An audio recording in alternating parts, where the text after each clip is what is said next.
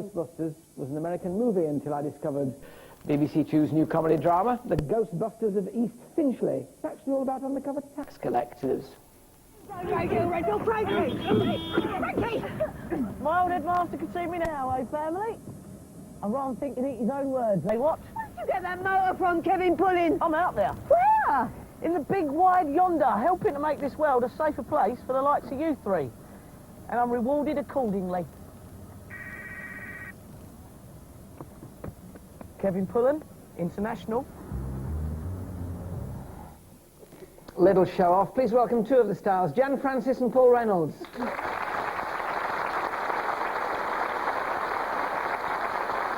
Welcome both. Thank you. Now, Paul, why the Ghostbusters of East Finchley? Well, it's quite catchy, isn't it? Ghostbusters, undercover tax investigators. I wasn't aware of it.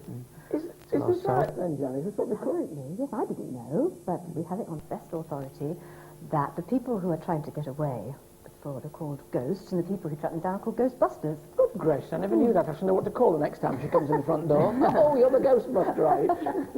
Now, let's set up your characters a bit. Jan, you play whom? I play Grace Pullin, mother of Kevin Pullin here, who's a very nice lady, I think.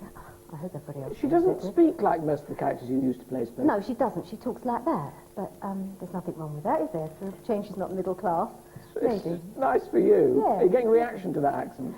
I've had a few reactions, yes. I had somebody come up to me the other day and say, your accent's not right, you should be much stronger. And I said, well, it's not East Enders, I'm not meant to be talking like that, am I? It's East Finchley, and it's just a bit like that, I mean, subtly. But it's great for me to have the chance to break away from that middle-class image. So instead of just good friends, it's just good mums now. It is, I'm a mum as well, it's the first time. It's kind of like coming out, really, isn't it? It is, it's so freeing.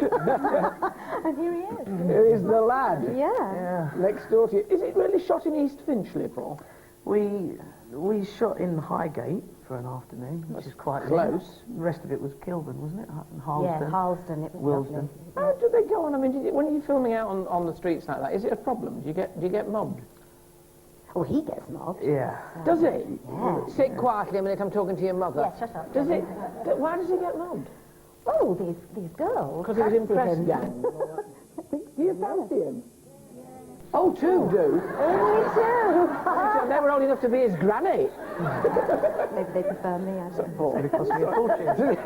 He's paid for him to come in. So do they gather around on the street corners? Hello, granny. Did they? If I tell them to. You do seem to be branded, Paul, as playing these cheeky, chappy types then, really, don't you? Yeah, I don't know why. I've never figured it out. Deeply sensitive. Deep, Quiet sensitive, really. touching, moving roles for me, usually. I usually play a short, young person with brown hair, and that's all I can do, really, for the time being. How did you get started? Did you go to acting school? I did. I went to Sylvia Young Theatre School, and it was all lies and tea. I went there for a little while.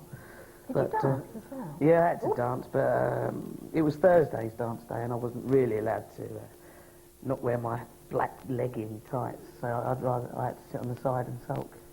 If you just stood on the corner in your black leggings, you'd have had a big crowd around. There's more of them here there. Absolutely. We want them to say. I was thinking of it. We've discovered something that you've got in common then, because you were a dancer before you were an actrine, I weren't was, you, Jan? indeed, yes. Black tights and leggings every day for me. Yeah, but you're a woman. I mean, it's just you're hitting puberty. Observant boy. No, I was You were a dancer. legit. You were the Royal Ballet. I was with the Royal Ballet for 4 years. What happened? I hurt my knee, really, and I could have gone on, but it lost the magic to me. The time I had out, I just decided that perhaps I ought to move on to something else. I'm so glad that I did. Were you not heartbroken at the time? Because when people do, apart from Paul, who doesn't want to be a dancer at all, but when people are going for it, I mean, they're so single-minded. Were you not absolutely heartbroken? It was the end of my life, really, and I went off and had about 10 months of intensive treatment and worked hard, and I did get back.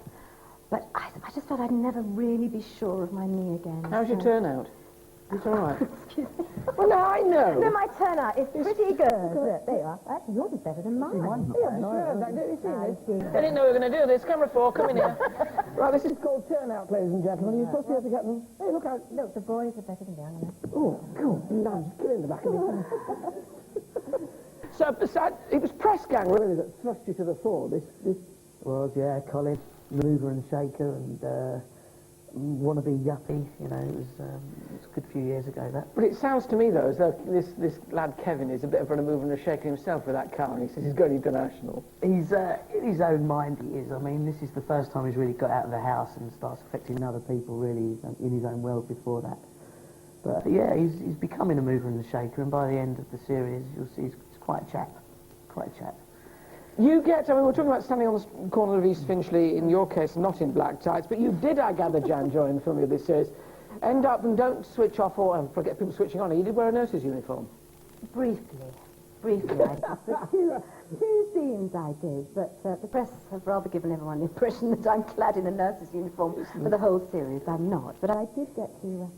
It is, one has to say, an unlikely subject for, I call it a sitcom, which probably would horrify the writer. It's not a sitcom, it's a comedy drama, really. Yes, whatever that means. But tax inspectors are not an obvious choice, are they?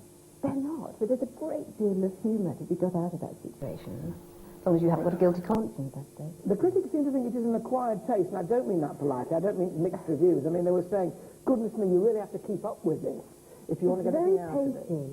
I mean, I think this is part of why it's so good. And there's no audience laughter. There's no canned laughter. laughter. It's not really a sitcom. And again, it's a subject you wouldn't normally have. It's very, very original, and you've got to stick with it for the first couple of episodes, I think. You really had to concentrate, but from now on, it takes off. What's special about it for you, Paul? Sorry? What's special about it for you? Just the opportunity to carry on from where Colin left off, doing a whole series, basically, instead of just a telefilm or one part in one. So you get a chance to develop a character? Yeah, I get to develop another character that I've got time to develop properly. He's a couple of years older than anyone I've played before, but still a couple of years younger than I actually am. And you continue playing the juvenile lead, yes. I think I've got a few more years of that, yeah. And do you get on all right with your mum? You can tell us now, because she's not listening. I mean, is she easy to get on with?